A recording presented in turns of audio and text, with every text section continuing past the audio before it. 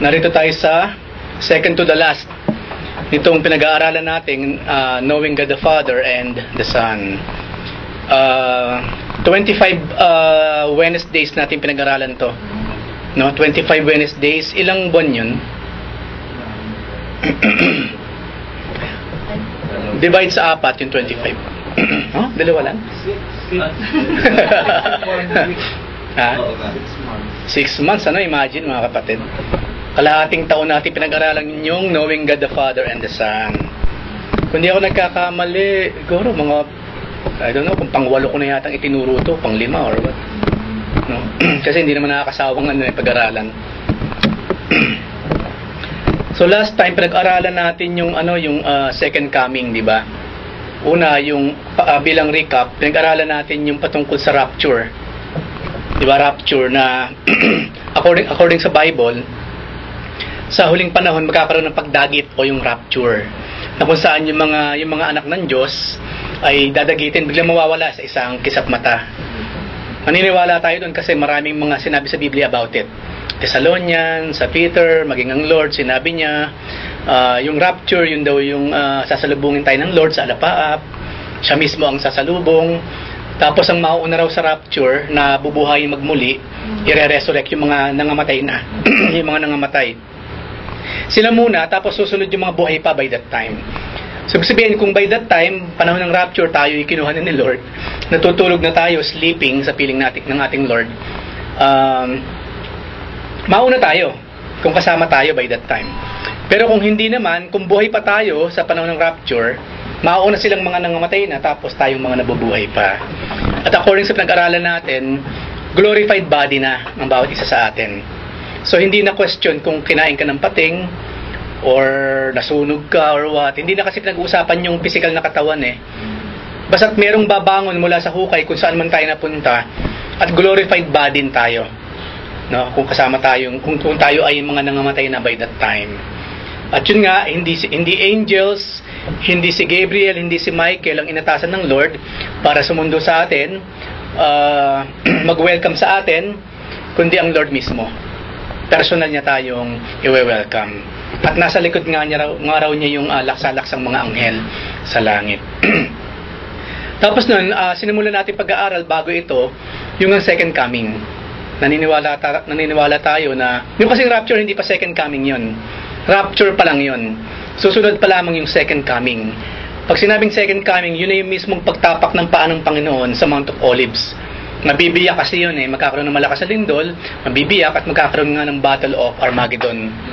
Doon sa Valley of Megiddo, nag-i-exist po yung lugar na yan sa Israel. The Valley of Megiddo, doon mangyayari Armageddon, yung war na magaganap doon sa valley na yon. Nag-i-exist po yan.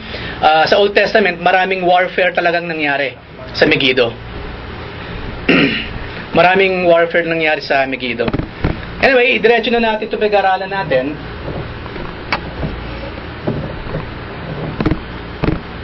Darating kasi ang time yung tinatawag na pag-reign ng ating Lord. Mang-reign siya.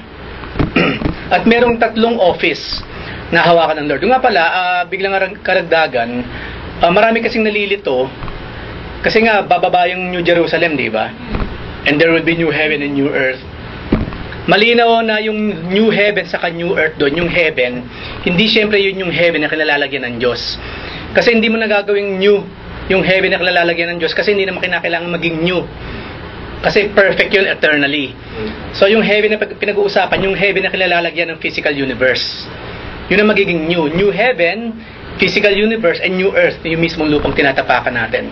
At according sa New Testament, sa Book of Revelation, for 1,000 years, kasi nga bababa raw yung New Jerusalem wala na yung Old Jerusalem, bababa yung New Jerusalem, at for 1,000 years, magkakaroon ng paraiso sa lupa. Kaya ang tawag doon millennial reign. Pag sinabing millennial, 1,000 years. So sabihin, hindi disenyo ng Panginoon na yung 1,000 years maging forever. Kasi nga 1,000 years Di ba sana kung sinabi sa Biblia, at pagbaba ng New Jerusalem forever and ever and ever, nandun na siya. So meron pa rin pong langit na naghihintay sa mga taong nasa loob ng New Jerusalem. Lahat po kasi ng mga ligtas nasa New Jerusalem by that time. Mababasa natin sa Revelation yan. Wala nang makakapasok, wala nang makakalabas. And for 1,000 years, ang Panginoon nga siya ay maghahari sa lupa, sa new heaven and new earth, for 1,000 years. After 1,000 years, papanik uli lahat siya sa langit, at doon na tayo mananatili forever and ever sa langit. Marami po kasi nalilito dyan. Akala nila yung langit na yung pagbaba ng Panginoon sa lupa, pagbaba ng New Jerusalem. No, it's not. Simply because millennial nga siya, 1,000 years. Hindi 1,001 years. 1,000 year lang, kalas. Papanik na uli ang lahat at mananatili ang lahat sa langit forever and ever. Meron ba kayong question doon? Yun ang kagandahan nung lagi nagbabasa ng Biblia. Hindi mo lang ini-scan, hindi mo lang binabrowse. Babasahin mo talaga katulad sa ginagawa natin. You will know the details. Yun po ang detalye. Any question doon patungkol sa mga panahon na yun? Second coming or what? Ha? Oh, of course, after 1,000 years, pakakawalan pa si Satanas. Kasi doon sa 1,000 years na yun, nakakulong siya sa bottomless pit. At pag pinakawalan si Satanas, another war na naman. Kasi yung war of Armageddon, hindi pa yun yung final, hindi pa yun yung the war that will end all wars. Ang final war talaga that will end all wars, pag pinakawalan na si Satan, at marami na naman siya mahihila ng mga taong nabubuhay by that time para kalabanin ng Diyos after 1,000 years. Kapag niloob ng Lord na pag-aralan uli natin Revelation, which is naputol, then why not? Daanan uli natin, wala namang masama. Kaya lang maganda kasi natatapos. Yung mga dumadalo natatapos nila kasi sayang siya.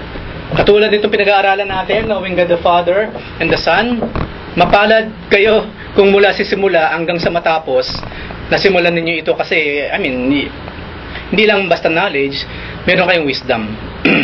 Hindi na kayo basta-basta tatangay ng alon. Okay? Hindi na kayo basta-basta matatangay ng mga fad, ng mga usong katuruan ngayon. Hindi na. Why? Because rooted na tayo sa Word of God.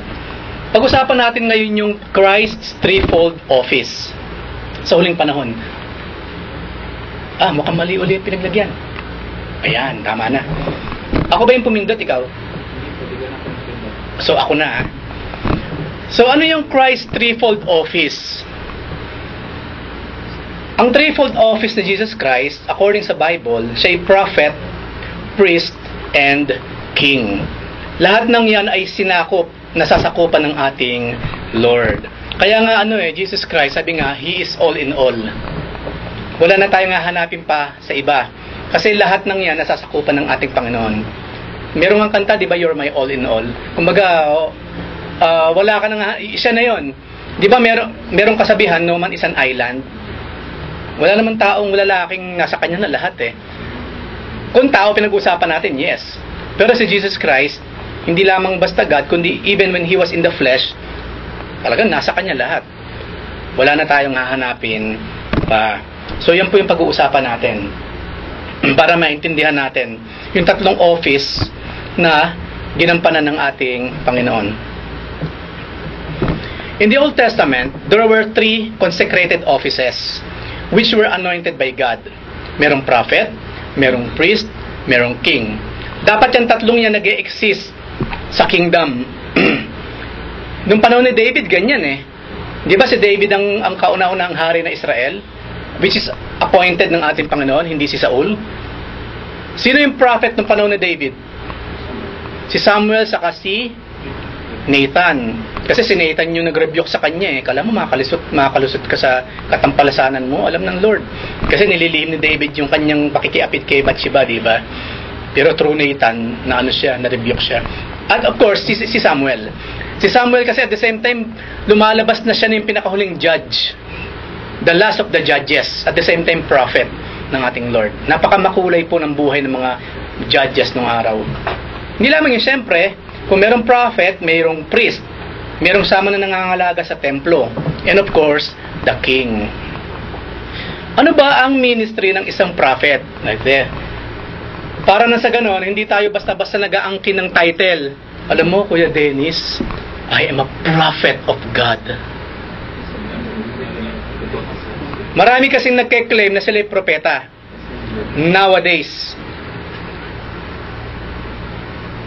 Katulad sa sinabi ko ng mga nakaraan, kung siguro Bible ang nagsabing propeta ka, Dennis Babasa, God is saying that you're a prophet, then I will believe. Pero kung ikaw lang magsasabi, o yung mga fans mo, I will not. I will not. Ngayon kasi mga propeta, mga self-proclaimed na lang. Self-proclaimed. At mali pa ang kanilang pagkakaunawa, pagkakaintindi sa salitang propeta. What is a prophet? Ano ba yung propeta na tinatawag? The prophet represented God to the people. Representative ng Diyos para sa mga tao.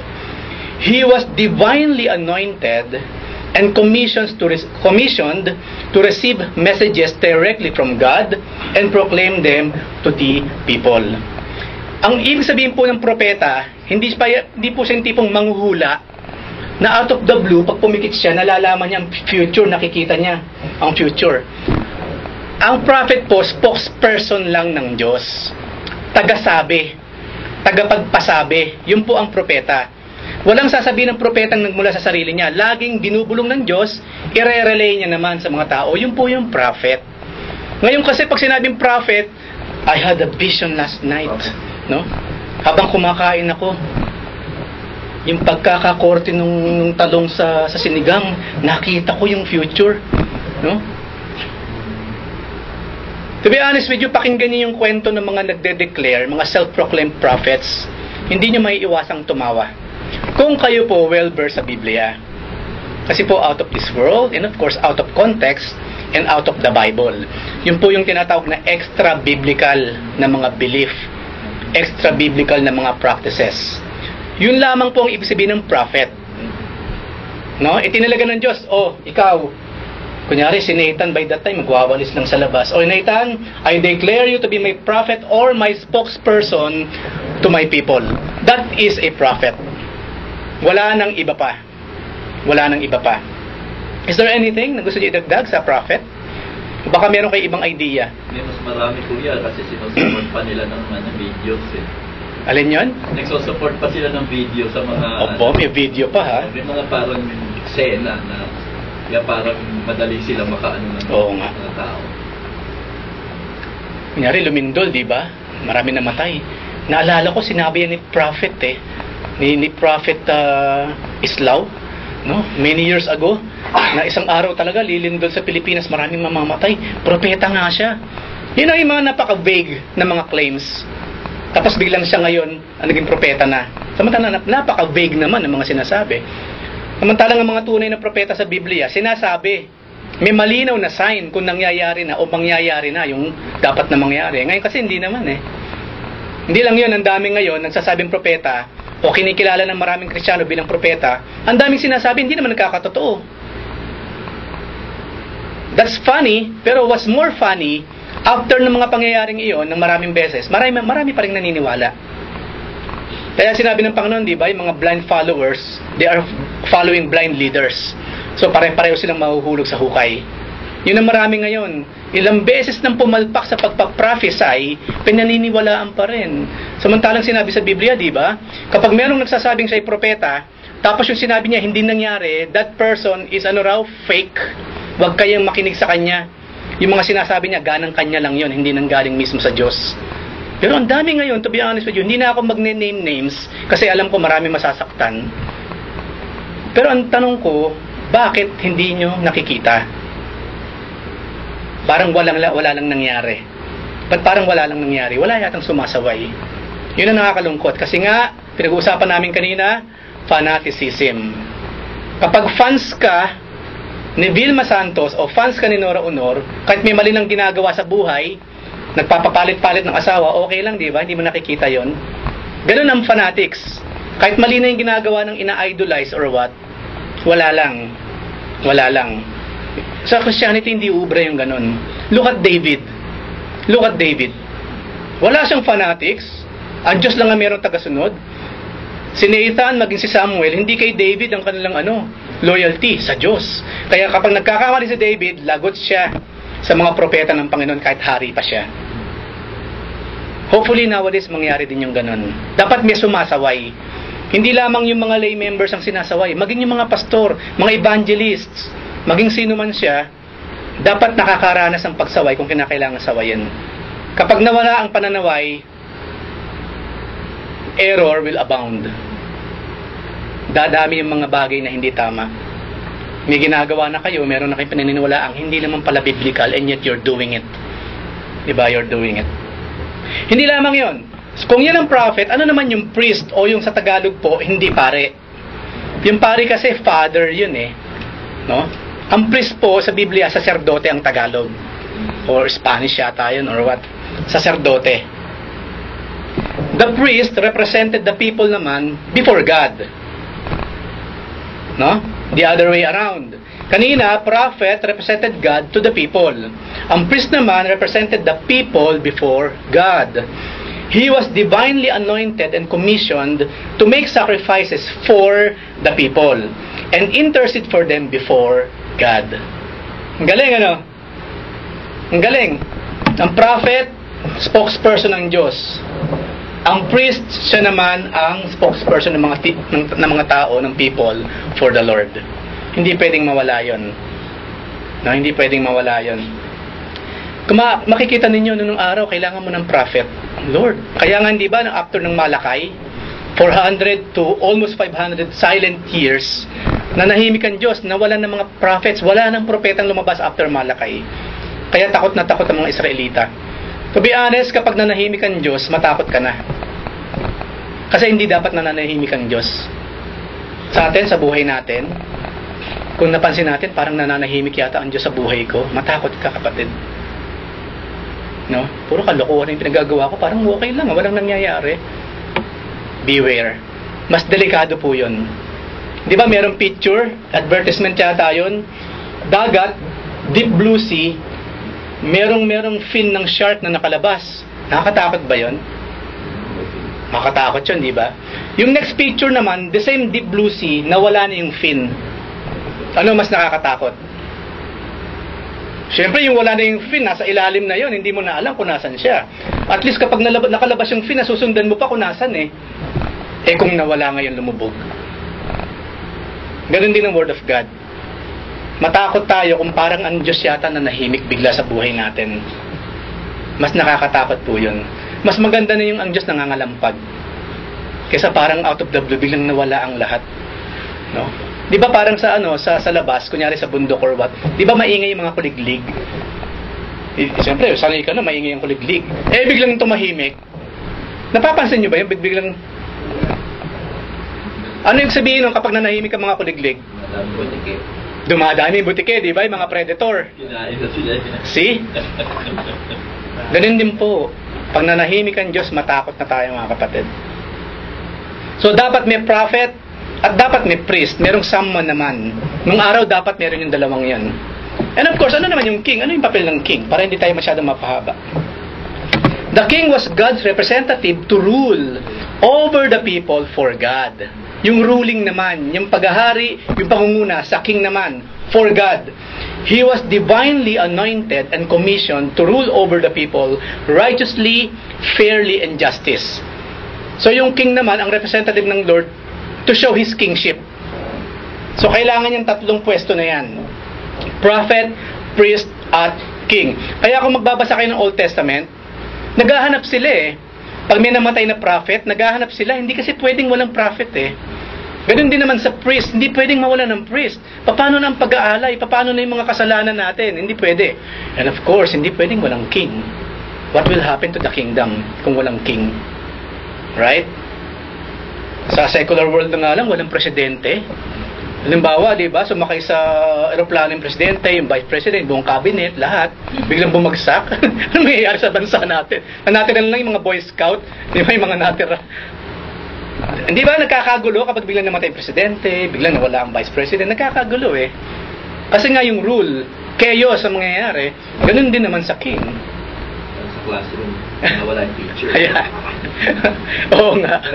Ayan. Oh, ano man ha, ikaw ang tagabantay, tagasulat ka ng mga ingay ha, magbibenta lang naman tosino sa kabila. Kasi kaya nagtatalaga sila ng ayun. presidente, sa mga estudyante. Pag wala ang teacher, meron kang halibig. Ingay ka dyan, sulat kita. Ito naman, ayan, candy. Sige. Ligtas ka. Ligtas ka. So, prophet, priest, and king, hindi sila pwedeng mawala.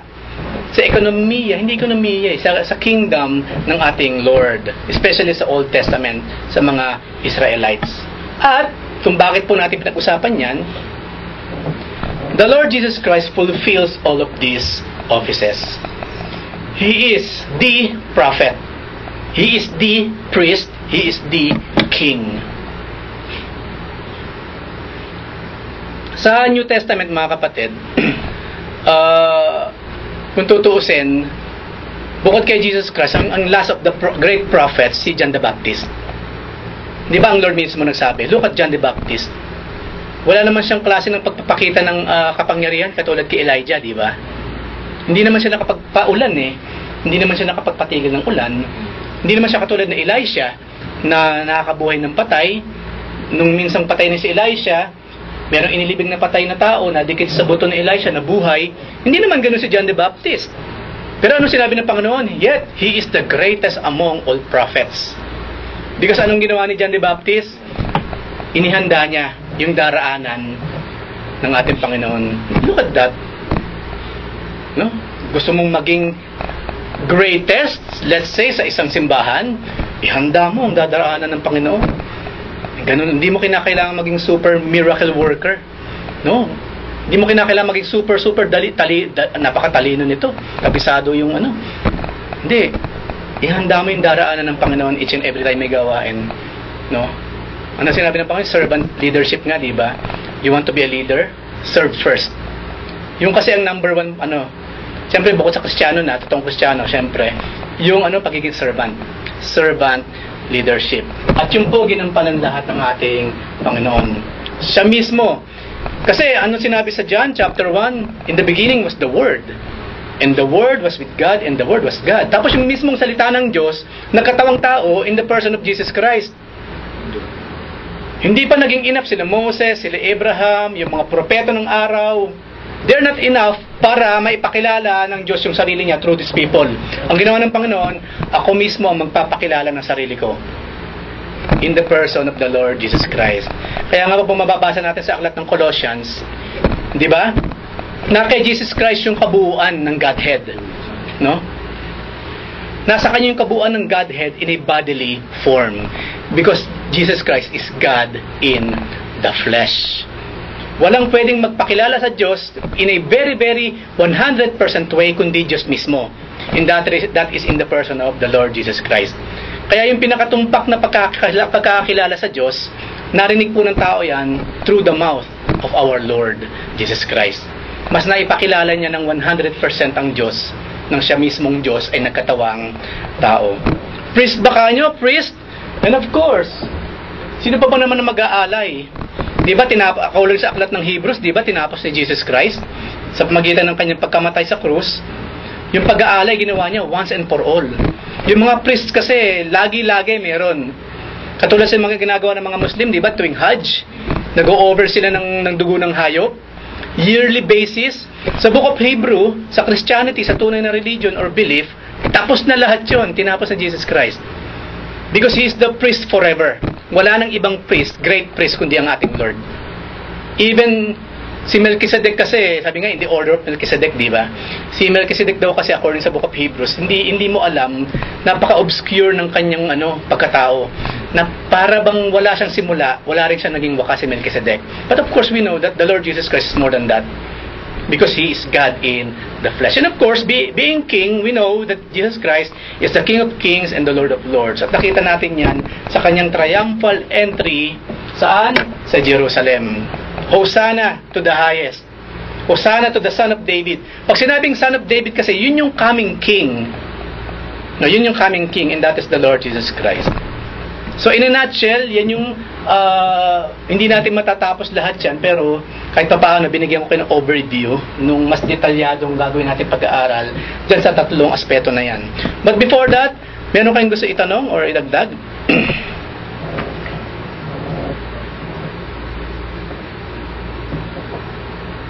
Kung wala, tignan natin naman yung kung kailan ang Panginoon nagpakita siya.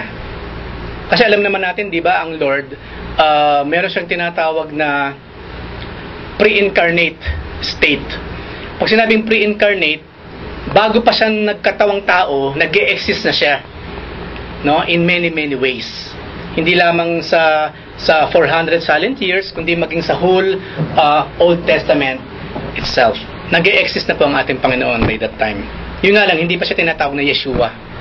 Hindi pa. Or Jesus. Or Joshua. Hindi pa. Naging pangalan niya yun nang siya ay magkatawang tao. Kung mapapansin ninyo, doon sa mga series ng messages natin ngayon, kahit pa paano bumabalik tayo sa Hebrew, or later on sa Greek. Kasi napakalayo, hindi naman sa napakalayo, kaya lang mas napaka-accurate kapag bumabalik po kasi tayo sa original na pagkakasulat ng Scripture. So, sa tulong ng Panginoon, gagawin natin yon para mas maging malinaw sa atin yung ating belief. In Hebrews 9:24 hanggang 28, we have the record of 3 appearings of Christ. Number 1, syempre, sa past. Pag-usapan muna natin yung past. He has appeared on earth at the end of the Old Testament age as prophet to speak for and reveal God, John 1:14-18, and as priest, nagpakita siya as priest to put away sin by the sacrifice of himself. Kasi doon ang pinag-uusapan sa simula, sabi nga, di ba, handa mo yung daraanan ng Lord eh. Ibig sabihin yung Lord, nag-re-exist na siya. Hindi sinabing ihanda mo yung paparating pa lamang, mag-exist pa lamang na Lord. Hindi. He was already existing. Ihanda na lamang ni John the Baptist yung daraanan niya sa kanyang pagkakatawang tao. Maraming kapamaraan ang nagpakita ang Panginoon sa past. Siyempre, Genesis chapter 1 pa lamang. Diba? Sabi doon, let us create. Let us create man in our own image. Yun ang pinaka-early, let's say. Let us. Hindi sinabing, let me or I will create man in my own image. Sabi doon, let us. May kausap si Elohim. Ang ginamit na term kasi ni Moses nang isulat niya ang Pentateuch, yung Genesis. Ang Pentateuch kasi yung first 5 books ng Biblia. At ang number 1 doon, Genesis. Ang sabi sa English, and God, di ba? In the beginning, God, right? Ang original yun, in the beginning, Elohim. Ibig sabihin yung power, the pattern forth of power. Yun yung tawag sa kanya, Elohim. At yung pong Elohim, plural. Plural siya. Parang sinabi mong Erics. Bakit Erics? Marami bang Eric dito? Hindi, isa lang. Bakit may S? Yung Sorry. Erics. Hindi, yun naman kasi may apostrophe yun eh. Ito, wala. No? Parang ano yan eh. Later on, pag-aralan natin. Basta yung pangalang Elohim, plural siya. Hindi siya pang-isahan. So, andun yung katibayan nung Trinity. And of course, if there's a Trinity, there is the Lord Jesus Christ as the second person of the Holy Trinity. Ang sabi nila, ang kausap daw ni Yahweh or ni Elohim by that time, mga angels. Kaso, hindi naman creator ang mga angels. Hindi naman kaya mag-create. Lahat ng creature cannot create the way God created things. Ang creation kasi ng Lord, from nothing to something. Ang creator natin, yung Lord na nag-create sa atin, si Elohim, He created something out of nothing. Yun po yung tunay na creation. Yung mag-create ka ng something out of something, hindi na creation yun. Invention na yun, or renovation, or marami pang term na pwedeng gamitin dyan. Di ba? Modification, and so on and so forth. Ang Lord, creation talaga. From nothing, nag-create siya. At according doon, kasama ang Panginoong Jesucristo. Hindi lamang yon. Kasi nagsalita ang Panginoon, let there be light. Tapos sinabi sa New Testament, yung salita na yon, walang iba kundi ang ating Lord. Di ba? Ang ating Panginoong Jesucristo. Malalaman natin yan sa mga susunod na mga pag-aaral. Meron pa ba kayong naalalang kung kailan nagpakita ang Panginoon sa past? Bukod dun sa sinabi ko sa Genesis, meron ba bang instance na nag-exist siya or, nagpakita in a way? Epiphany ang tawag dun eh. Yung pagpapakita ng Panginoon in some form. Ano yung kay Abraham? Wala na yung parang dinala niya si Abraham. Yung parang napag-usap siya. Ayun. Kay Abraham, ano? Ibig sabihin niya yung mga nagpinag. Ano yung pinag-usapan nila doon? Parang ano kayo yung mabubuntis niya sabi, tapos pinagtawanan niya. Tapos alam ng Lord Christ sa lugar. Kaya nga Isaac, di ba? Ibig sabihin, I laugh. Di ba? Ang pangalan ni Isaac. Oy, I laugh. Halika nga dito. Oy, ako'y tumawa. Kaya nakipagpuno ko. Of course, ayan. Si Jacob naman yon sa Jacob's Ladder. Nagpagpambuno si Jacob sa Angel of the Lord. Yung Angel of the Lord, hindi si Michael yon, hindi si Gabriel. Siya mismo, ang Lord mismo. Saka yung kila Abednego ba?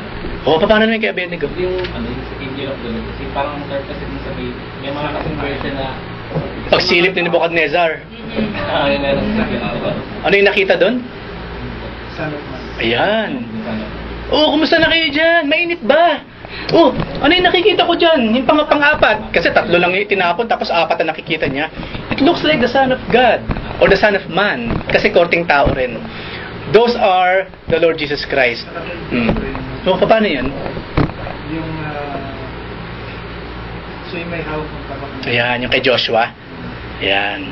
So yung general, ano? Hawak na gano'n, no? Di ba nagtanong si Joshua doon, Lord, sabi niya, Lord, are you with us or against us? Ang ganda ng tanong doon ni Joshua, eh. No? Sa amin ka ba, Panginoon, or you're against us? Ang sumatotal ng usapan na yon, neither.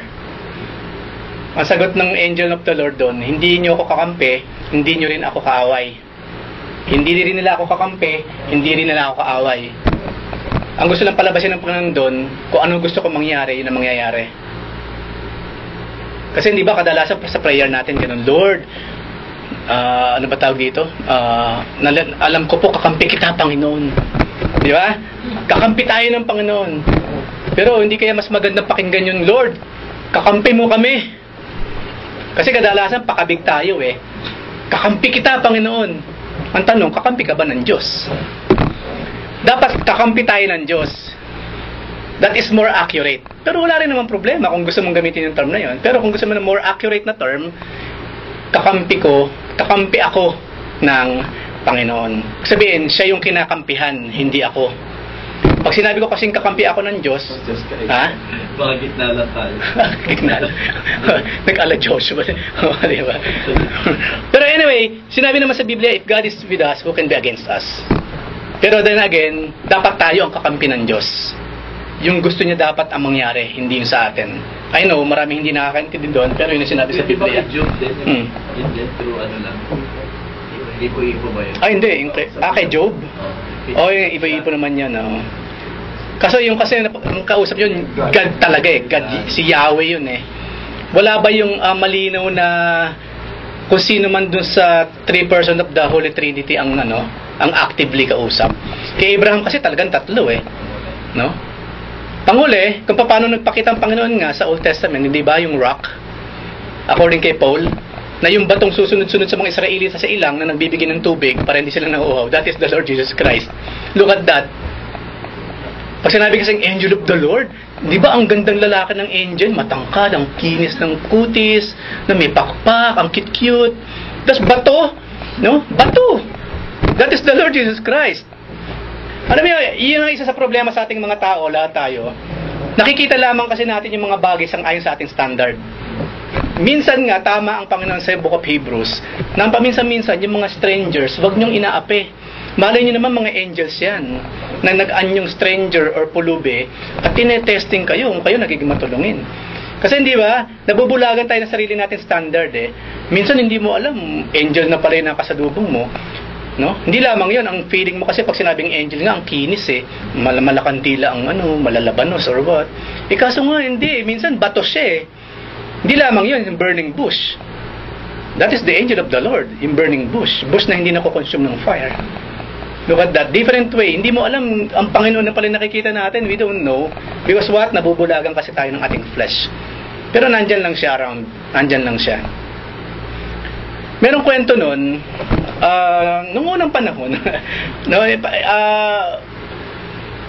nadidiscover pa lang yung mga islands, panahon pa lang ng mga Kastila, ng mga 11th century, 12th century, nadidiscover pa lang yung mga islands.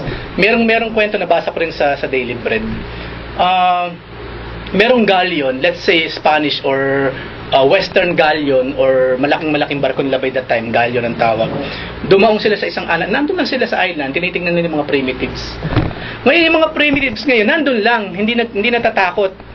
Wala lang, nandun sila, kitang-kita kapag nandun ka sa pampang, pero yung mga primitives, halatang-halata namang makikita sila doon sa pwesto nila. Wala lang, para wala nakikita.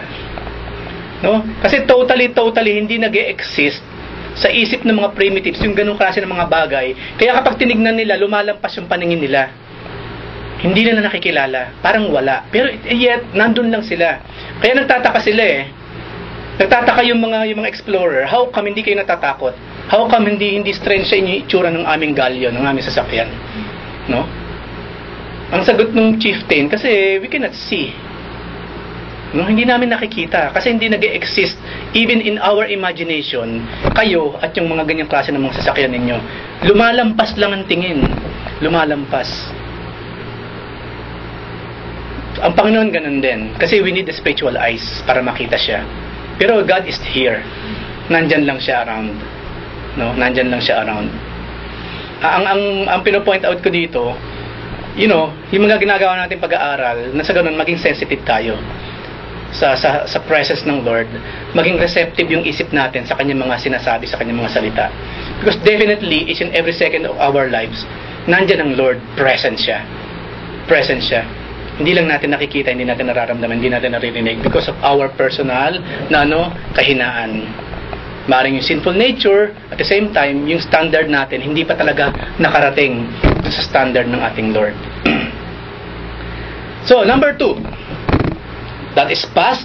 Number 2, present. Sa Hebrews 9:24, He now appears in heaven in the presence of God as priest. Ngayon, at this point in time, to intercede for us and provide strength for Christian living and service.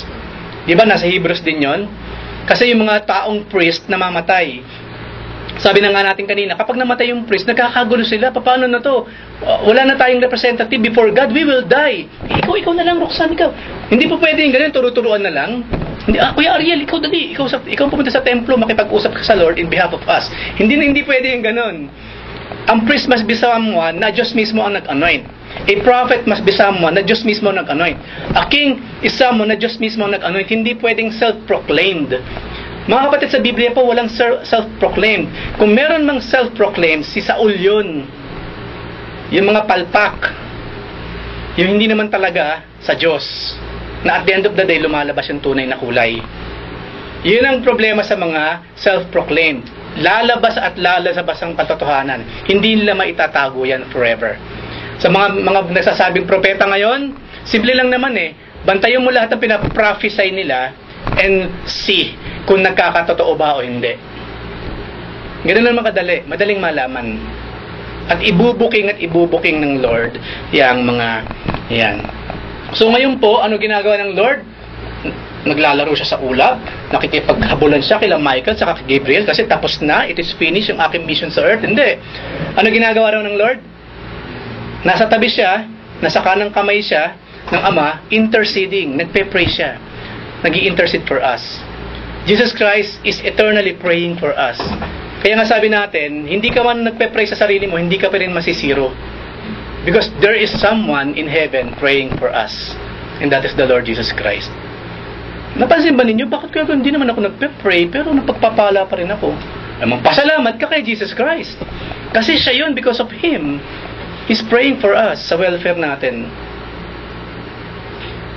Di ba kung tutusin, kung meron ng someone, merong person na kulang sa appreciation, that is God.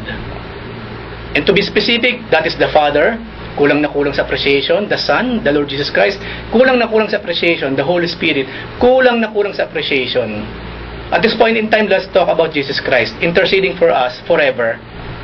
Even though hindi tayo nagpe-pray, napagpapala pa rin, buhay pa rin, huminga, kumakain pa rin, that is because of the Lord. Because of the Lord. Hindi dahil, ang buenas ko. Panalo talaga tong buhay na to. No? Kain, tulog lang naman ako. Eat, drink, and be merry. Pero, akala mo lang yun. Meron kasing Diyos sa langit na nagpe-pray for you. Pero, huwag tayong mag-abuso. Kasi darating ang time, papaluin tayo ng Lord. He will remind us. At matinding mang-remind ang Lord. Matinding magbigay ng reminder. Meron kayong gusto idagdag dyan sa present? Pag-usapan natin number 3, the future. Hebrews 9:27 hanggang 28 naman, future. He shall appear on earth the second time as king to bring to consummation. Hindi consummation. Bagay yung consummation, ganun. Alam niyo yung consummation, yun din yan consummation. Yun din yun Kumbaga, pag sinabing, nakukonsume na naman. Consume ka na ng galit kasi. Yun yung consummation na tinatawag sa Tagalog. Nangungonsume ka na naman dyan, pulang-pula ka. Kasi consume ka na ng galit. Yun din yun. Pero hindi yun yung consummation na pinag-usapan natin. Kundi yung consummation, yung pangyayari mismo ng kanyang mga sinabi. To bring to consummation and conclusion the great salvation which He has accomplished, and to rule over the earth in holiness, righteousness, justice, and peace. Ito na nga yung pinag-usapan natin kanina. Yung 1,000 years reign of the Lord, and after 1,000 years, lahat tayo papalit na sa langit, and forever and ever, paghaharian tayo ng ating Panginoon doon. Ngayon, ang salvation natin, now na.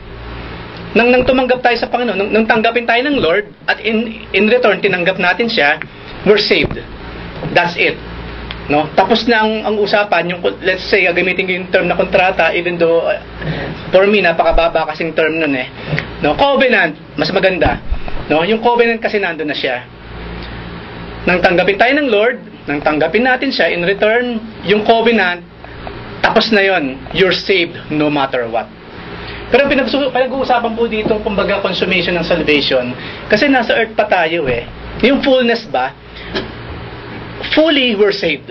Anytime tayo kunin ni Lord, langit at punan natin. Pero we're still here on this earth, on this planet, so we still sin. Yun yung mapait na kalagayan natin ngayon sa kabilang banda. Kung pag-uusapan natin yung fleshly life natin, habang tayo nasa earth, we will sin. Habang tayo nagsisin, malulungkot tayo. Habang tayo nagsisin, mapaparusahan tayo. Habang tayo nagsisin, maghihirap tayo. Yun ang malungkot na part habang nasa flesh pa tayo. Pero yung kapunuan, yung 100% na bunga ng kaligtasan, mararanasan natin yan pagdating natin doon sa piling ng Lord. No? Kasi aalisin na ng Panginoon yung the very presence of sin. Nasa DCL din naman yan We are saved yet, yes. But while we are here on this planet, nasa presence pa tayo ng sin. So, even though ligtas tayo, nararanasan natin minsan yung pagiging talunan. I know, ang sabi sa Biblia, we are more than conquerors. Of course. Yun ang standing natin. Pero yung everyday life, yung state na tinatawag, yung estado, I believe, lahat tayo nakakaranas ng panglulupaypay. Sino ang hindi? But still, yet, we're still more than conquerors. Standing and state. Pagdating ng Panginoon, pagdating natin doon, even yung pinaka-presence mismo ng sin, mawawala sa atin yan. Sino sa atin nang kaya mag-imagine nung feeling nung wala ng kasalanan ever? Sino sa atin nang pwede magpaliwanag? Ano ba nararamdaman nung 100% wala, hindi na nagkakasala? Sinong pwedeng magkwento? Baka na-experience ninyo yun. Maybe mo magsabi na kasi parang yun nga, parang ma-explain ko ano sa heaven kung dito kayo kita. Parang yun Parang mo ma-explain na yung nagkakasala. Yung 100% na feeling na walang kasalanan. Kung ikaw mismo. Oo nga. Yung di kunyari may in-ground, di ba? Tinanggal ngayon, hindi ba? Ang napakaginhawa. May kukwento mo yun ganito ang pakiramdam pag natanggalan ng in-ground. Sarap. Di ba? May express mo siya, may papaliwanag mo Pero yung feeling na totally wala ng kasalanan, no one among us ang pwedeng makapagpaliwanag nun. Pero, pagdating natin sa langit, sabay-sabay tayo makaka-experience nun. At hindi ko po yung kayang ipaliwanag. Hindi. Because I am still sinful until now. Hindi ko naranasang ako walang kasalanan. So I really cannot explain that. Pero maganda po, pagdating natin sa langit, we will experience that. Sabay-sabay po tayo. Mas ganito pala yung feeling na walang kasalanan. Pag nandun na tayong lahat. But while here on earth, walang makakapagpaliwanag ng ganong klase ng feeling. No? Parang ganito yan eh. Yung panganganak ng mga babae, tayong mga lalaki, Explain. buong buhay mong ipaliwanag, 100% yung nararamdaman nila, hindi yung e-epekto yun. Kasi hindi natin kailanman mararanasan yun. Hindi natin alam ano ba na talaga nararamdaman kapag nanganganak. Sila lang ang nakakaalam nun. Unless, no, maging babae ka, nagkaroon ka bigla ng womb, nabuntis ka at nanganak ka, may papaliwanag mo. Pero kung lalaki ka, of course not. Ganun din naman yun. Ganun din yung kawalan ng sin, yung 100% presence ng sin. As of now, hindi pa natin maipapaliwanag yun. But, we're excited to experience that pagdating natin doon sa piling ng Lord. Mararanasan natin siya. Meron kayong gustong i-dagdag or question? Siguro kung may share mo wala sa yung joy na tinatawag. Yun. Pero kasi yung Assurance. pero yung sabi mo na wala ka ng kasalanan, hindi. Yung joy of your salvation, pwede mong ipaliwanag yon like David. Yung changes sa buhay mo na naman Panginoon. Dati ganito, sobrang kasama mo, pero ngayon, wow, parang Pero yung total sinlessness, hindi natin maipapaliwanag yun. Pero ipinangako ng Lord yun sa atin. May experience natin yan. Kasi yung, ano ba to? Peace of mind lang, napakasarap na ng pakiramdam mo. Oo nga, no? Pagka nakawala lahat na i-release mo yung na hingi mong tawad yung kasalanan mo. Oo nga, no? Unti mo na bago yung buhay mo. Yun lang, ang sarap na ng pakiramdam. What more pa yun? Amen. Talagang zero. Oo nga naman. 100%. Amen. Peace of mind na lang yun, ha? Mind pa lang yun. Kasi kahit sabi mong sumasakit ang katawan mo sa hirap, pero meron kang peace of mind, ayos na, di ba? Pagdating natin sa langit, totally tanggal lahat. Di ba? Even the very presence of sin. Okay. So ngayon po, ang pag-aaralan muna natin, yung naging papel muna ng Panginoon bilang isang propeta. I think dito din tayo matatapos na dito sa pagiging prophet ng Lord. Yung dalawa next ending ng ating pag-aaral. Letter A, yung office of a prophet. Christ as prophet, revealing God, His will and purpose. Number 1, yung pagiging prophet ng Lord, it was predicted in the Old Testament. Isaiah 6:1 verse 1, which is ito yung nung mag-scripture reading ang Panginoon, di ba? Yun ang binasa niya mismo. Masabi diyan, the Spirit of the Sovereign Lord is on me.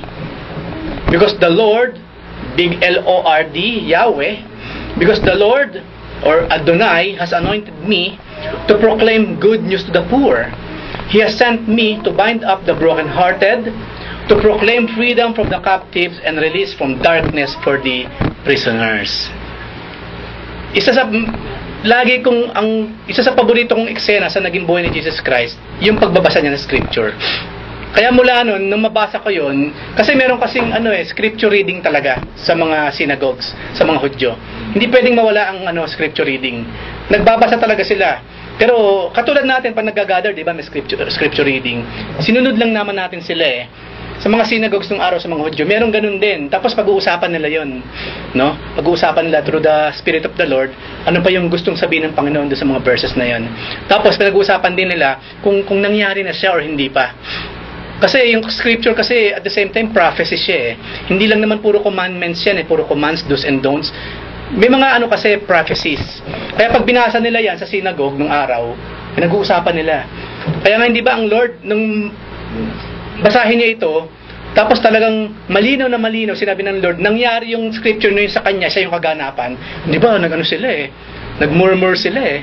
Di ba, nagmurmur sila. Pinag-usapan nila yan that day. No, sino ang taong ito at sinasabi niyang siya yung kaganapan ng Isaiah 61:1. So bilang prophet, dito pa lamang makikita natin, bilang propeta, siya yung magpo-proclaim ng good news to the poor. Siya yung gagawa ng mga ministry ng isang prophet. Sa Old Testament yun. What about New Testament?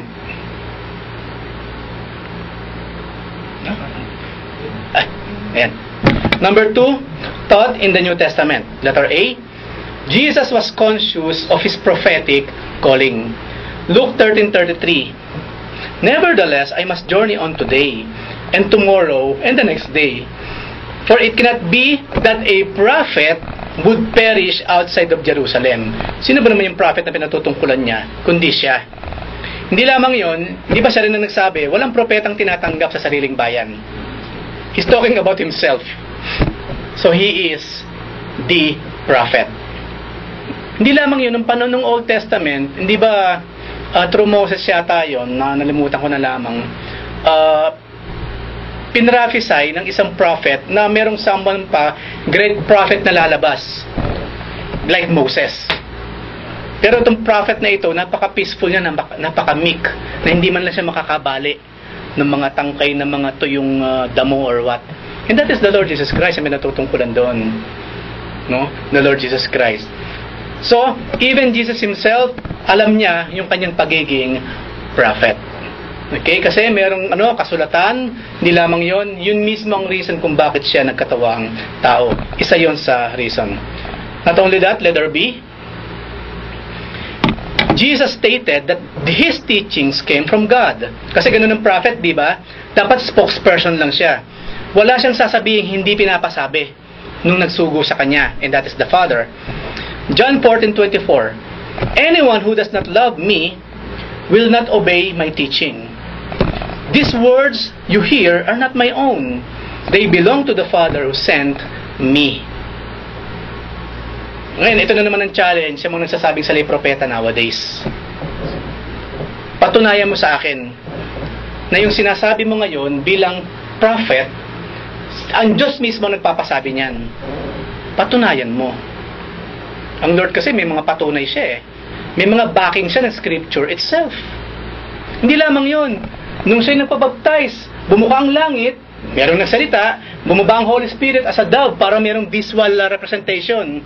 Yun po ang dahilan kung bakit ng Holy Spirit nang bumaba, mukhang dove, para merong visual representation, hindi lang hangin at bumukas ang langit at nagsalita ang Ama at merong usok, some force na dumapo sa kanyang balikat. Hindi. Kailangan yung something kasi ng visual representation. Kasi, yun kasi ang kaya natin maintindihan. May mata tayo eh. Ang nakikita natin mga bagay na visible siyempre, kaya mayroong representation. So ang Panginoon may backing siya eh. Ngayon again po, yan ang question ko sa lahat ng nagsasabing sila ay prophet of God. Nasaan ang backing nila? Biblical backing. Of course, i-quote nila yung Biblia rin naman. Pero lahat ng babasahin po ninyo sa Biblia, ang pinatutungkalan, yung mga nasa Biblia rin.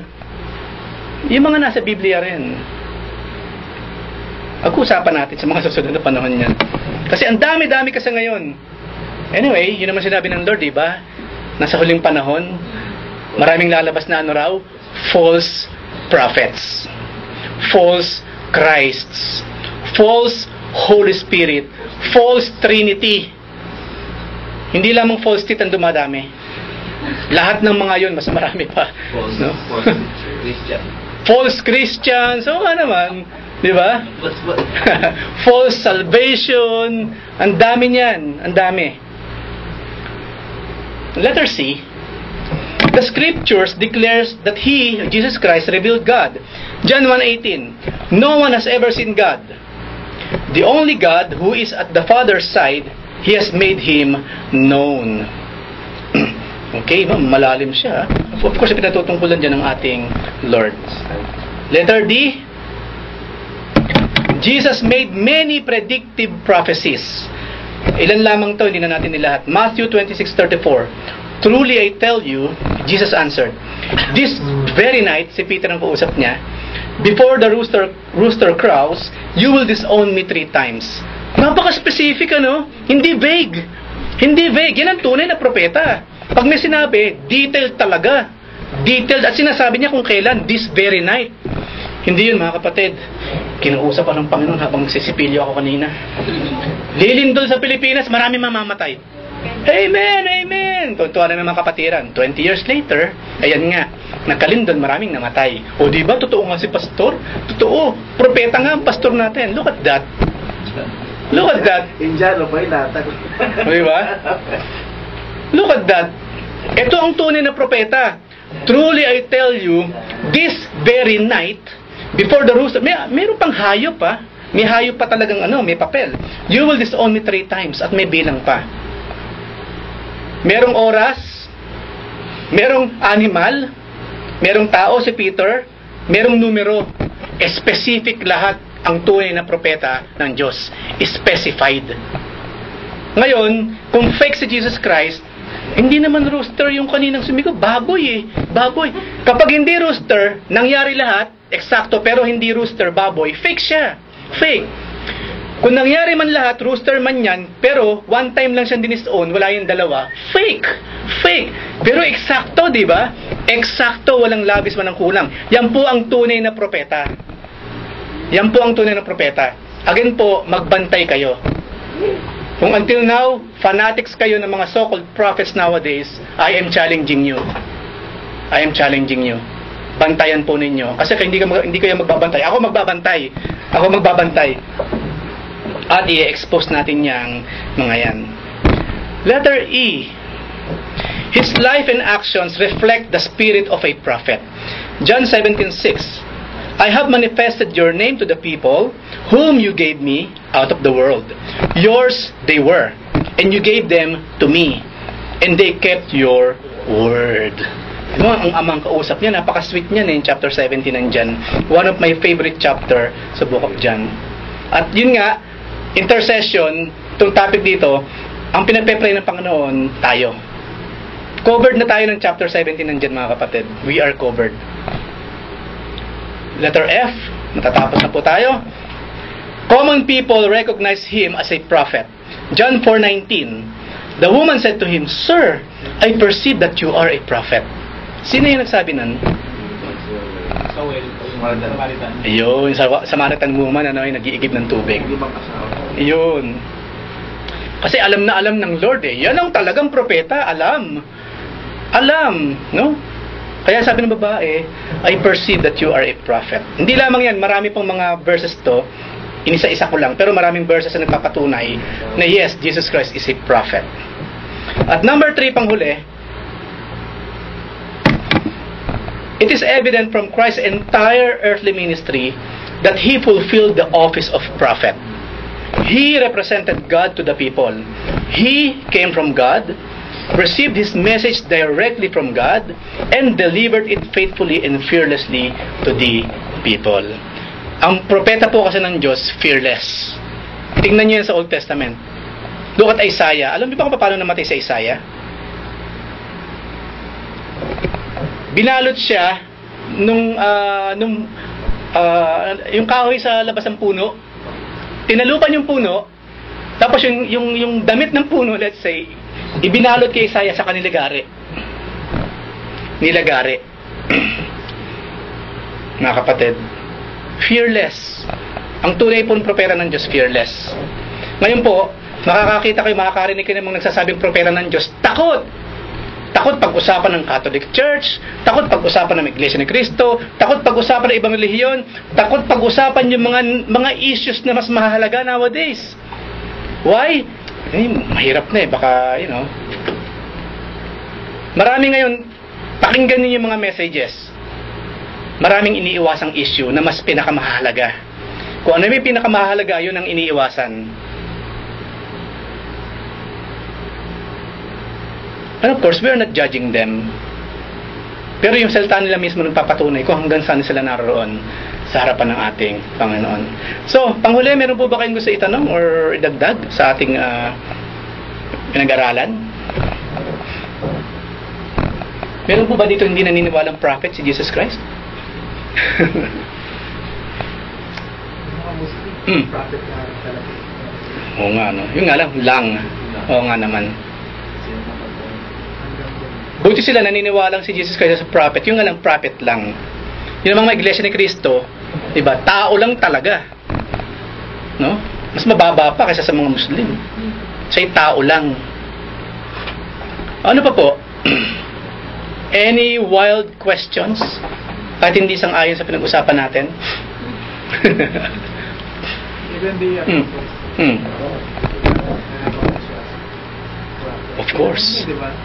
Mga apostle, siyempre. Pero ito parang yung sagot mo. Oo nga. Peter. Okay, Oo. Kung hindi siya binulungan ng amang nasa langit, hindi masasabi ni Peter yon, no? The Son of the Living God. So still is the Father. So ano pa po? Baka meron pa rin gusto idagdag or question bago tayo mag-closing? Okay, kung wala na, eksaktong 1 oras. Oh. Karaniwan kasi dito yung percent ng mga tao kapag nakakagawa ng mga mira. Oo nga eh. Yun ang hirap kapag nilagay mo yung puso't isip mo doon sa something. Ang mangyayari yun ang batayan mo ngayon, ang standard. Kaya nga di ba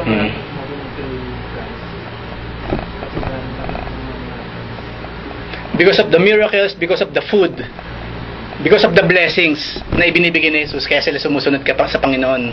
Not because of His words, but because of those things. Which is ganyan ng mga tao nowadays. Kaya nga no wonder, marami mga simbahan ngayon, mga mega churches, laging prosperity ang pinag-uusapan. Miracles, salary increase, good things in life, luxurious living. Yan ang pinapangako nila. Kasi yun ang gusto ng tao eh. No wonder, sinong ayaw ng ganun? Sinong ayaw ng ganun? Ako hindi ko gusto 'yon personally, no? I don't want that. I don't need that. Pero maraming tao kasi doon nararahuyo. Nararahuyo sa ganyan. No? Kailan pa kayo nakarinig nung nagpatotoo pagtayo dito? Alam mo mga kapatid, maraming salamat sa Panginoon. Bumait na po ako mga kapatid. Hindi na po ako chismosa. Kailan kayo nakarinig ng ganyan tumayo sa harapan? Nangyari sa buhay niya yan. Di ba laging iba yung pinapatotoo? I'm not saying that's wrong. Pero what matters most, kailan tayo huling nakarinig tumayo dito? Maraming salamat mga kapatid. No? Kristiyano na ang pinsan ko. O ako mismo. Hindi na po ako kasismoso. Kailan natin narinig yung ganun? Sa mata ng Panginoon, yung kaluluwa po ang pinakamahalaga sa lahat. Dapat sa atin ganun din. What matters most is the soul. The salvation of the soul. Hindi yung magpapasarap sa flesh. Kasi po, nowadays, yan ang finifeed ng kalaban. Through many evangelists and pastors, yung pakinabang ng laman. Pero ang gusto ng Panginoon, kumusta naman ang kaluluwa mo? Kasi kadalasan baliktad, di ba? Depende yung kalagayan ng kaluluwa kung okay yung laman. Kumbaga, masasabi ng ako blessed na blessed because of the things na nararanasan ng aking katawan. Pero dapat baliktad eh. I am really, really blessed sa ginagawa ng Panginoon sa Espiritu ko sa kaluluwa ko. And these things will be added. These things, they are just following. Baliktad. No? Baliktad ang tao. Hindi lamang tao, baliktad yung mga nagtuturo nowadays patungkol dyan. Yun ang nakakalungkot na parte ng Christianity. Tino yung nangyayari ngayon sa Europe? Nakita niyo ba yung balita? Minsan na-share din dito. In 2050, majority ng Europe, Muslim. Ngayon, tanong ko, what are Christians doing about it? Anong ginagawa ng mga Kristiyano about that? Nalampasan na lang bilang ng mga Catholic Church, mga kapatid, ng mga Katoliko. Nung makakita ko kasi tinignan ko sa CNN eh. Yes, it's proven. By 2050, kung magpapatuloy yung trending ngayon sa Islam, 2050, mas marami ng Muslim kaysa sa mga hindi Muslim. Tingnan yung ginagawa lang ngayon sa Europe. Political refugee raw sila. Pero we know their agenda. They're invading Europe through these things na nangyayari ngayon sa Middle East. Nangyayari na siya mga kapatid. Dumarami sila. Those are the things na dapat pinag-uusapan ng mga Kristiyano. Yun ang dapat naririnig sa pulpito. Kasi hindi eh. Di ba? Ano maririnig ng mga Kristiyano nowadays? Maraming salamat sa Panginoon. Na doble ang pera ko. No? Nakita niyo yun? I mean, let's be receptive about it. Iba na yung naging iba na mga Kristiyano nowadays. Hindi ako nagtataka kasi sinabi na naman sa Book of Revelation, in those days, marami talagang tatalikod sa pananampalataya. Darami ang mga tinatawag ng mga apostates. Yung apostasy, yung pong mga taong madaling tumalikod sa pananampalataya, yun yung mga taong hindi kasi yung kaluluwa ang pinahalagahan, yung benefit ng espiritu. Ang pinahalaga nila, benefit ng katawan, yung magpapasarap sa 5 senses. Kaya konting kibot, baliktad, tumatalikod sa pananampalataya. I really hope and pray na tayo sa GCC, hindi ganun. Kasi to be honest with you, sa atin po pinag-uusapan natin yung mga bagay na hindi pinag-uusapan sa ibang simbahan. Takot po silang pag-usapan yan. Takot silang pag-usapan yan. Marami tayong pinag-uusapan dito, they don't bother at all. Or they fear na baka maparatangan sila. Anything else bago tayo mag-closing na talaga? Okay. Sa Ephesians 4, doon sa mga church na nakiklaim may ano sila, may prophets. Ephesians 4 verse 10 to 11. He that descended and the same also that ascended up far above all heavens, that he might fill all things. Okay. And he gives some apostles, some prophets, and some the fivefold ministry. And some pastor and teacher. Okay. Ayun ang kiniklaim ng mga ibang church na dapat yung fivefold ministry. Dapat may pastor, dapat may teacher, dapat may evangelist, dapat may prophets. Ano ba yun? Teachers na po yung basahin mo uli yung 5. yung Some are some apostle, and some prophets, and some evangelists. evangelist, Some pastor and teacher. Yan. Of course, merong simbahang malaking-malaki dito sa Saudi Arabia. Hindi lang Saudi Arabia, kundi around the world. Ang claim nila, dapat daw yung fivefold ministry nag-e-exist ngayon sa church. Ako masasabi ko doon, kaya nga natin pinag-aaralan yung hermeneutics, dapat tama yung pagkakaintindi. Tama yung pagkakaintindi. Una, prophet. Kanina pinag-usapan natin yung office of the prophet. Ano rin yung prophet? Spokesperson. Tagapagsalita. Ngayon tayo ba, tagapagsalita ba tayo ng Panginoon? What do you think? Of course, we are. Hindi natin ginagamit yung title na prophet, but yung ginagawa ng propeta, ginagawa natin. Nakikipag-usap tayo sa tao para sa Panginoon through the scripture. Kaso ngayon kasi yung mga prophets nila ngayon, someone na hindi naman nagbabasa ng Biblia, magbabasa, siyempre merong pakabig sa kanya, pero the rest, out of thin air. Out of thin air. Okay, ito ngayon ang tanong ko. Okay, sabihin na nga natin, siguro nga may prophet pa, apostle ngayon. Kasi fivefold ministry kanyo Okay, let's say merong teacher pa ngayon, di ba? Merong pang evangelist ngayon, di ba? Merong pastor ngayon, di ba? Okay, fine. Kunyari, merong prophet ngayon. Ang tanong ko ngayon ito, kumusta naman ang mga apostol? Kasi kasama sa fivefold ministry ang pagiging apostol. Meron pa bang apostol ngayon, mga kapatid? After ni Pablo ba, meron pang apostol? Tell me. Wala na, di ba? So, hindi na. Dapat fourfold ministry na lang yan. Pero ang point doon, it means, hindi lahat ng kasama sa 5 binanggit doon, nag-e-exist pa dapat. No, it's not. Kung hindi na nag-e-exist ang apostle, how much more? Yung prophet. See? Minsan kasi, dapat lang talaga nag-aaral in a very, very systematic way. Kanina pag pinag-uusapan namin sa kotse, kung paano ko nagpapasalamat sa Panginoon na in more or less 6 months, kasi magandang oras ko nun sa trabaho, di ba? I think 8 to 4 yata kami nung nagtatrabaho ko sa airbase. Ang ginagawa ko nung kasi ang haba ng oras ko, iginugol ko yun sa pag-aaral, mga kapatid. Kapag mayroong pag-aaral sa J-Wall, kailangan ng someone na ipapadala, ako yun, kapatid. Sinamantala ko. Maraming salamat, Lord, ang ganda ng oras ko. Ang haba ng oras ko sa gabi. Ako po yung pumupunta sa pag-aaral. Doon ko ngayon natutunan yung tamang pag-aaral ng Biblia, yung systematic way of Bible study. Nabanggit ko rin sa mga kapatid, mula noon, nung maturuan kami, nung mga pinag-aaralan natin, nung mapag-aralan namin hermeneutics, nung mapag-aralan namin yung how to study the Bible, mula noon, hindi naman sa tinalikuran ko yung mga evangelists, yung mga kinikilala natin, mga pastor, kasi mga kapatid din ng mga yan. Pero mula noon, bumase na ako sa Bible straight from the Bible. Kasi lahat naman sinasabi nila nasa Biblia, di ba? So bakit pa ako makikipamulot na lamang ng mga sinasabi nila? While I have the same Bible na meron sila. At yun namang spiritong kumikilo sa kanila, yung same spirit na kumikilo sa akin. So bakit pa ako mamumulot ng doktrina sa katuruan? Babalik na ako sa source. No? Babalik na ako. Mula noon, nagkaroon ako ng acute hearing. Kapag yung doktrina, palinghado or hindi. Minsan lang hindi ako umiimik out of respect. para hindi nilang masaktan yung kapatid o matisod or what. Pero one way or the other, I will make my point in some ways. In some ways. Ito pong ginagawa natin na pag-aaral, pinag-aralan namin ito. Tayo 6 months, di ba? Ito. Pinag-aralan namin niya ilang buwan lang. Kasi po yung 6 months na yon, meron kami 2 times or 3 times a week. Meron kami pag-aaral.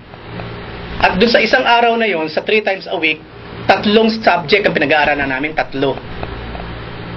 1 subject after each other. Hindi lamang yon. Meron po muna kaming exam. Bago ang pag-aaral, exam muna. Hindi exam tapos mag-aaral, hindi. Exam muna, saka namin pag-aaralan yung in-exam namin kanina. Just to make sure na nag-aaral kami sa bahay. Kaya po yung pag-aaral na 1 oras lang tapos. Why? Nag-aaral na kami. Papakinggan na lamang namin yung side ng mismo ng tuturo. Yun yung discipline na dinaanan ko noon. Papasalamat ako sa Lord. At yun yung in a way, kahit paano ginagawa po natin dito. Kaya kung mapapansin ninyo, lagi ko rin sinasabi, makinig tayo pero huwag tayong pulot lang ng pulot. Bumalik tayo sa Biblia. Go back to the Bible. No? I know it's very, very hard tumalikod, bigla mo lang hindi pakikinggan yung paborito mong pastor, yung paborito mong evangelist. I know it's hard nangyari sa akin yun. Pero you know, mas mainam kasi bumalik ka na sa source ng lahat. And that is the scripture. At nakita mo nga kasi, marami kasing iniingatan din ng marami mga pastor nowadays. Ayaw nilang makasakit ng damdamin. Personally or politically. Maraming churches ngayon, politically correct. Pero kasing tinatawag na politically correct ang Biblia po, malaki ang point, ang percentage niya, hindi siya politically correct. But it is the truth. No, ang mga churches ngayon napaka-political. Wag natin pag-uusapan sa pulpito yung alam naman natin ikagagalit ng marami na naniniwala dito. But me, no. I hope mga kapatid na sa GC sa mga nag-aaral ganun din. Be fearless katulad sa pinag-aralan natin kanina. Meron pa ba bago tayo talaga mag-closing na talaga? Kung may prophet ngayon, kuya, sabi niya nire-review. Kung totoong may prophet ngayon, marami siyang i-review, of course. Kasi hindi, mga prophet ngayon, prophet na lang talaga Saka nakakita ngayon ng mga prophet na mahirap. Hindi lahat ha, pero majority ng mga kilalang mga prophet ngayon, yung mga nasa YouTube, ang yayaman. Ang yayaman. Saan kinuha yung pera nila? I'm not saying na magnanakaw sila mga kapatid. I'm not. Ayaw nating magano. No? Pero you know, luxurious living. The prophet of God. Tsaka sabi din sa pag-aaral namin sa love chapter. Sa isa Corinthians 13, love never fails. But where there are prophecies, they will cease. Oo nga naman. Where there are tongues, they will be still. Oo nga Where there is knowledge, it will pass away. Ayan. Pero yung love, yun yung the very important. Amen. Amen. And the greatest is love. Okay, anything else? Sige, any wildest question or what? Alam ko si Kuya Paul kasi medyo nag-ano na siya ng konti nagpipigil Meron siyang karanasan kasi. Anyway, kung meron kayong mga personal questions na ayaw niyong isiwalat, baka may matisod na naman or what, o hindi makasakay sa inyo, pwede niyo namang itanong sa chat or what, personal. Sinasabi ng sa pag-aaral natin. Hindi na kailangan ng prophecy kasi it is already revealed. Amen. All in all. Amen. Ayun nga naman. Nandun na lang tayo sa kaganapan. Yun. Yung consummation, hinihintay natin. You know? Amen. Tama yung sinabi ko ilalakasan lang natin konti. Hindi na natin kailangan prophecy ngayon as in prophecy katulad sa Old Testament. Kasi we already have the Book of Revelation. Yung Book of Revelation nga, langit na pinag-uusapan dun yung forever and ever sa langit. Ano pa man ang kailangan mo i-prophesy? But of course, meron pa rin silang mga doon, yung mga palusot. Hindi, halimbawa, yung mangyayari next week, ipa-prophesy, Yung kasi yan yan. Di ba? Kasi yun ang para sa kanila, yun ang ibig sabihin ng prophet. Pwede kong sabihin kung okay ba yung gagawin natin next week.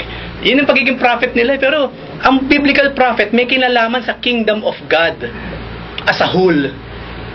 May kinalaman sa pagsulong talaga ng kingdom of God as a whole. Hindi yung personal lang. You know, ano kinaibahan natin sa mga manghula? Sige, tayaan mo yan, mananalo ka. Ano kinaibahan? Wala mang kinalaman sa kingdom of God. Personal lang talaga. Diba? Anything else, Kuya Dennis, bago tayo talaga mag-closing na?